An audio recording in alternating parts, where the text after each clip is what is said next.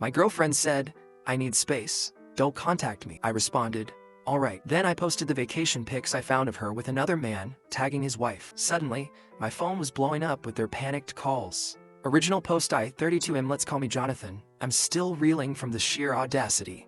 It's actually been a full week since I took action and everything exploded. But the whole saga really began about 3 weeks ago now. That's when my girlfriend, Nicole, 29F, hit me with the "I need space" bombshell. Via text, of course. We've been together 3 years, living in my house, my name, my mortgage, for the last 18 months. Things felt a bit distant, sure, but I thought it was just work stress on her end. The text came on a Saturday morning. "Nicole, hey. Things are feeling really overwhelming for me lately. I think I need some space to myself, to just breathe and figure things out. Please don't contact me for a bit. I'll reach out when I'm ready. Hope you understand." Space. Never a good sign, but I'm a rational guy. Me. "Alright, Nicole, I understand. Take the time you need." Then radio silence, which she asked for.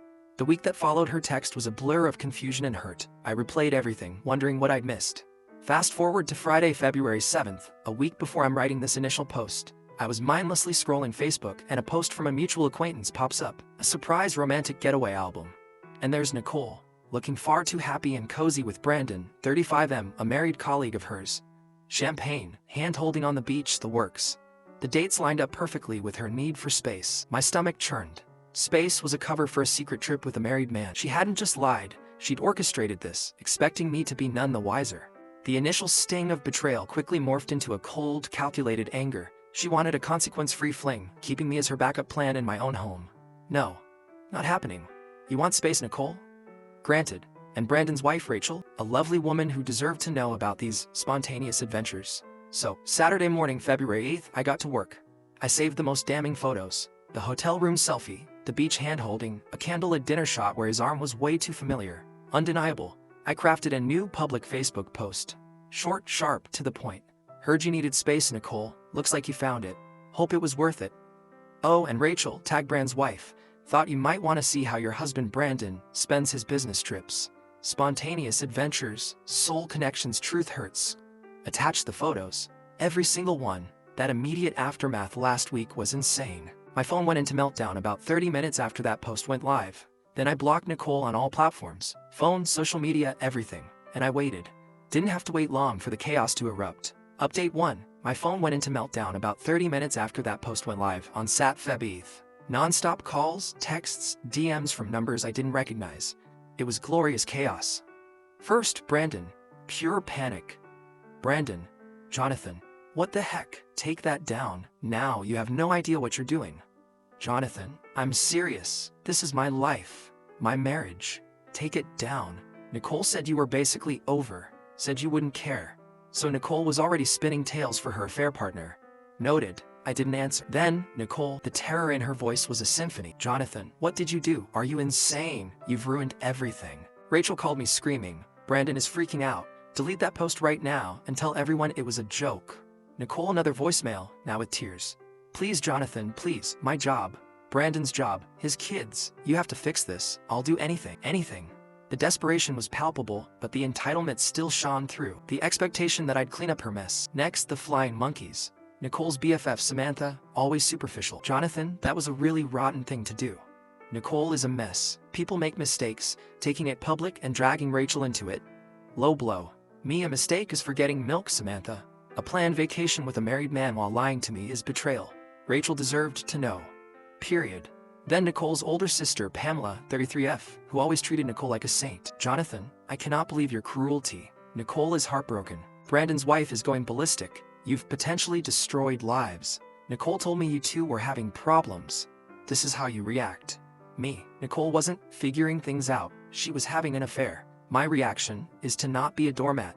Yes, I tagged Rachel. She deserved the truth. Blocked.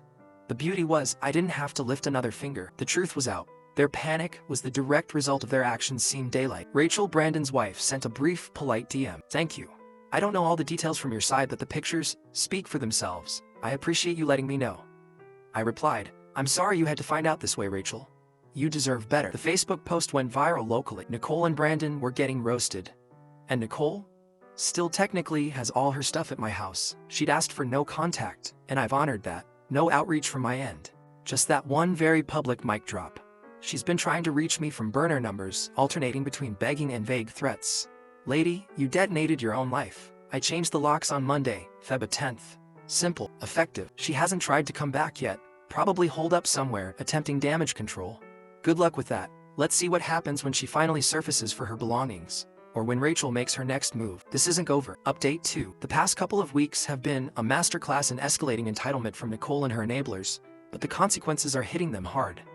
The attempted siege. So about 5 days after the post, which was Saturday, Feb 8th, on Thursday evening, February 13th, my doorbell camera pings. It's Nicole, looking like she's been through a ringer. Tries her old tea. No dice. Tries the smart lock. Access denied. Then the banging starts, full-on pounding. Nicole, yelling through the door. Jonathan, I know you're in there. Open this door. This is my home too. I have rights. I watched on the camera, silent. Her rights to my solely owned house vanished with her space trip. After more yelling and some tears, her phone comes out. Minutes later, a car pulls up. Pamela and their mother, Carolyn 60F, who views Nicole as a flawless angel. Carolyn.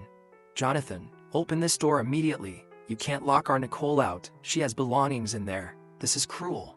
Pamela, we're calling the police if you don't open up. This is harassment. Police. For changing locks on my own house after my non-resident girlfriend cheated. Be my guest. I stayed silent. They banged and yelled for another 10 minutes. Nicole wailing dramatically. Quite the show for the cul-de-sac. Eventually, they retreated, Carolyn practically dragging Nicole away. The smear and dirty tricks. Next, the smear campaign kicked into high gear. Mutual acquaintances started contacting me, fed sob stories by Nicole's camp. Urge you threw Nicole out with nothing. She says you were controlling and punished her for wanting independence. Brandon's wife is psycho. Nicole was just a supportive friend. He twisted it. The mental acrobatics were impressive. Nicole, the victim. Brandon, the misunderstood.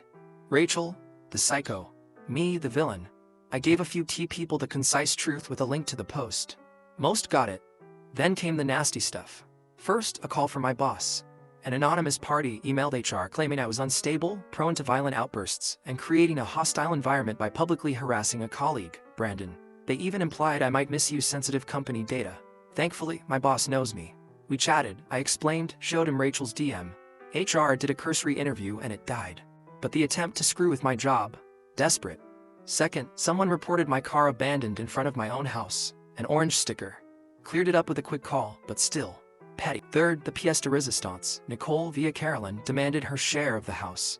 Carolyn left a voicemail claiming Nicole invested emotionally and did household upkeep. She sometimes bought bread. I paid the mortgage and all bills, so she was owed $50,000 for pain and suffering and loss of residence.